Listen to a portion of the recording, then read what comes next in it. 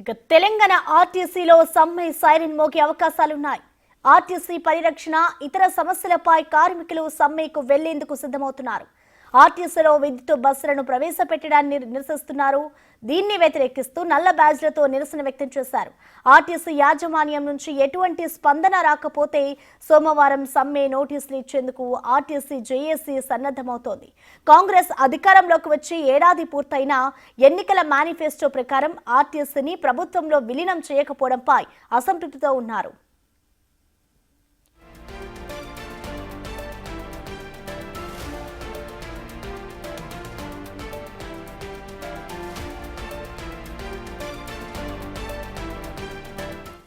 దీర్ఘకాలంగా పెండింగ్ లో ఉన్న ఇతర సమస్యలపై కూడా ఎలాంటి నిర్ణయం తీసుకోకపోవడాన్ని వారు తప్పుపడుతున్నారు.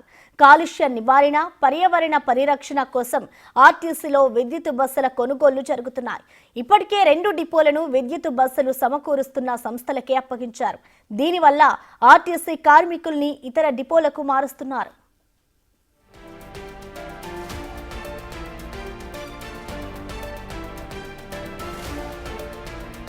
ప్రభుత్వం మహాలక్ష్మి పథకం ప్రవేశపెట్టిన తర్వాత ఆర్టీసీ ఉద్యోగులకు పనిభారం పెరిగిందని జేఏసీ నేతలు చెబుతున్నారు.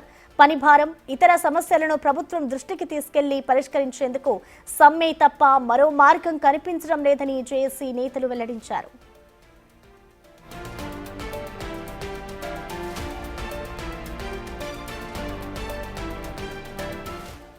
ఈ విషయంపై సోమవారం సాయంత్రం టీఎస్ఆర్టీసీ ఎంప్లాయీస్ యూనియన్ జేఏసీ ఆధ్వర్యంలో ఆర్టీసీ ఎండీకి సమ్మె నోటీసులు ఇవ్వనున్నారు.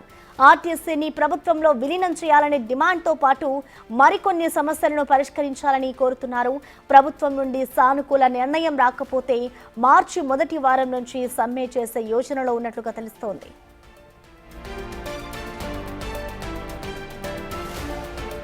కార్మికుల సమస్యలపై చర్చలు జరుపుతామని, ఆర్టీసీని ప్రైవేటు పరం చేయబోమని మంత్రి పొన్నం ప్రభాకర్ ఇదివరకే స్పష్టం చేశారు. ఆర్టీసీ కార్మికుల సమస్యలను సీఎం రేవంత్ రెడ్డి, మంత్రి పొన్నం ప్రభాకర్ దృష్టికి తీసుకెళ్లి పరిష్కరించాలని కె కేశవరావుకు ఎస్డబ్ల్యూ విజ్ఞప్తి చేసింది. కార్మికుల సమస్యల పరిష్కారానికి భరోసా ఇచ్చారని రాజిరెడ్డి తెలిపారు.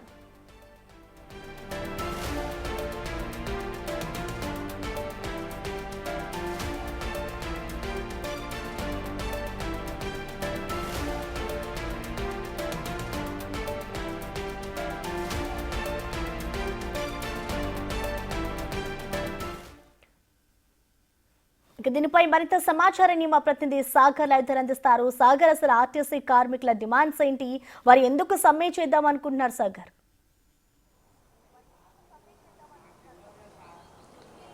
ప్రసన్న, ఆర్టీసీ కార్మికులు సమ్మెకు సిద్ధమయ్యారు. తెలంగాణ ఇప్పటికే గతంలో కూడా అనేక పోరాటాలు చేసినటువంటి ఆర్టీసీ కార్మికులు 4 ఏళ్ల అనంతరం కూడా సమ్మెకు పిలిపించినట్లుగా తెలుస్తుంది. ఈరోజు సాయంత్రం ఆర్టీసీ ఎండీ సజ్జనార్ని కలిసి సమ్మె నోటీస్ ఇవ్వనున్నట్లుగా కూడా తెలుస్తుంది. అయితే ప్రధానంగా ఆర్టీసీని ప్రభుత్వంలో విలీనం చేయడం, దాదాపు 40,000 మంది జీవితాలు కూడా మారుతాయి. ఆర్టీసీ ప్రభుత్వంలో విలీనమైతే ప్రభుత్వ ఉద్యోగులు కూడా ఆర్టీసీ ఉద్యోగులను కూడా పరిగణించాలని చెప్పి వాళ్ళు ప్రధానంగా డిమాండ్ చేస్తున్న పరిస్థితి కనిపిస్తుంది. దీంతో పాటుగా విద్యుత్ బస్సుల కొనుగోళ్లను తాము స్వాగతిస్తున్నామని చెప్తూనే ప్రైవేటు సంస్థలకు కొన్ని డిపోలను అప్పగించడాన్ని మాత్రం వాళ్ళు వ్యతిరేకిస్తున్న పరిస్థితి మనకు కనిపిస్తుంది. అయితే ఈవీ బస్సుల కొనుగోలు విషయంలో ఇప్పటికే 2 డిపోలను కూడా ఆర్టీసీ వివిధ సంస్థలకు, ఆయా సంస్థలకు అప్పగించినట్లుగా కూడా తెలుస్తున్న నేపథ్యంలో వారు ఆ విషయాన్ని కార్మికులు తప్పుపడుతున్నారు. దీంతో పాటు దీర్ఘకాలికంగా పెండింగ్ లో ఉన్నటువంటి అనేక ఆర్టీసీ కార్మికుల సమస్యలను పరిష్కరించాలని చెప్పి వారు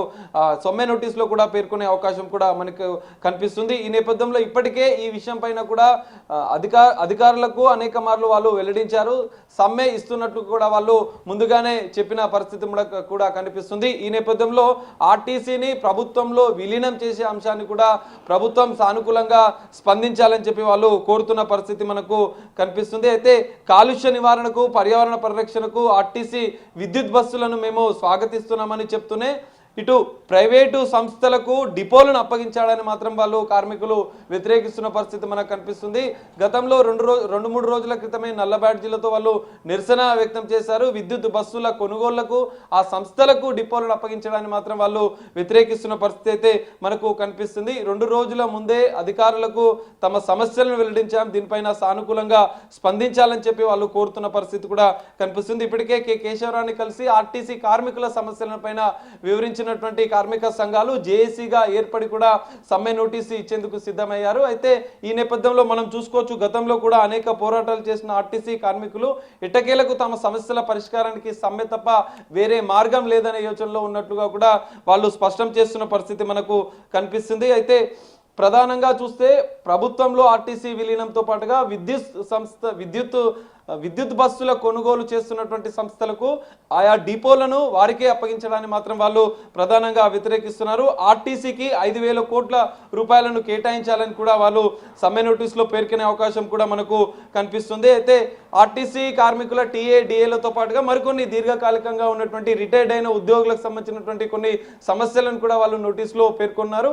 ఈ రోజు సాయంత్రం ఆర్టీసీ ఎండి సజ్జనార్ని కలిసి సమ్మె నోటీసు ఇచ్చే అవకాశం కూడా కనిపిస్తుంది. నోటీసు ఇచ్చిన అనంతరం కూడా అందులో ఏ అంశాలు పేర్కొన్నారన్న విషయాలను కూడా వాళ్ళు వెల్లడించనున్నారు. ఆర్టీసీ యూనియన్కి సంబంధించినటువంటి అంశంలో కూడా వారు మరో విషయాన్ని కూడా చెప్తున్నారు. ఎందుకంటే ఇప్పటికే ఆర్టీసీ యూనియన్లకు సంబంధించిన ఎన్నికలు నిర్వహించకపోవడం, కొన్ని ఆంక్షలు ఉండడానికి కూడా వారు ఈ నోటీసులో కూడా పేర్కొనే అవకాశం కనిపిస్తుంది. ఈ 3 ప్రధాన అంశాలుగా సమ్మెకు వెళ్ళినట్లు కార్మికులు తెలుస్తుంది. ప్రధానంగా ప్రభుత్వంలో విలీనం ఒకటి, ప్రభుత్వ ఉద్యోగులుగానే ఆర్టీసీ ఉద్యోగులను పరిగణించాలి, విద్యుత్ బస్సుల కొనుగోళ్లను స్వాగతిస్తూ ఆయా సంస్థలకు డిపోలను అప్పగించడానికి, ఎందుకంటే డిపోలలో ప్రైవేటు సంస్థలకు అప్పగిస్తే ఆ డిపోల్లో పనిచేస్తున్న ఉద్యోగులు ఇతర డిపోలకు ఆర్టీసీ కార్మికులను తరలించే అవకాశం ఉన్న నేపథ్యంలో అక్కడ కార్మికులకు తీవ్ర అన్యాయం జరుగుతుందని చెప్పి ఆర్టీసీ యూనియన్ నాయకులు చెప్తున్న పరిస్థితి కనిపిస్తుంది. ఇటు ఈ 3 అంశాలకు సంబంధించినటువంటి సమ్మె నోటీసు ఉన్నారు. దీనిపైన ఇప్పటికే రవాణా శాఖ మంత్రి పొన్నం ప్రభాకర్ కూడా స్పష్టం చేశారు. ఆర్టీసీని ఖచ్చితంగా ప్రైవేటు పరం చేసే ఆలోచన అనేది ప్రభుత్వానికి లేదని స్పష్టం చేశారు. ఈ విషయం పైన సీఎం రేవంత్ రెడ్డితో చర్చించి ఆర్టీసీ కార్మికుల సమస్యను పరిష్కరించేందుకు కూడా కృషి చేస్తామని చెప్పిన పరిస్థితి కనిపిస్తుంది. ఒకవేళ నోటీసులకు స్పందించి ప్రభుత్వం సానుకూలంగా స్పందిస్తే మాత్రం సమ్మెను విరమించుకుంటాం, లేదంటే మార్చి మొదటి వారం నుంచి సమ్మె చేసే యోచనలో ఆర్టీసీ కార్మికులు ఉన్నట్టుగా కూడా తెలుస్తుంది. Prasanna, thank you Sagar.